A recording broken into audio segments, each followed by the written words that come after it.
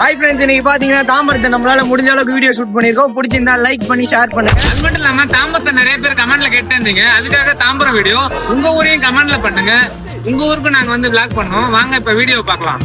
அத்தி பெட்டி அளவுல கட்டம் ஒண்ணு கட்டித்தானே வாழும் நம்ம வாழ்க்கையில.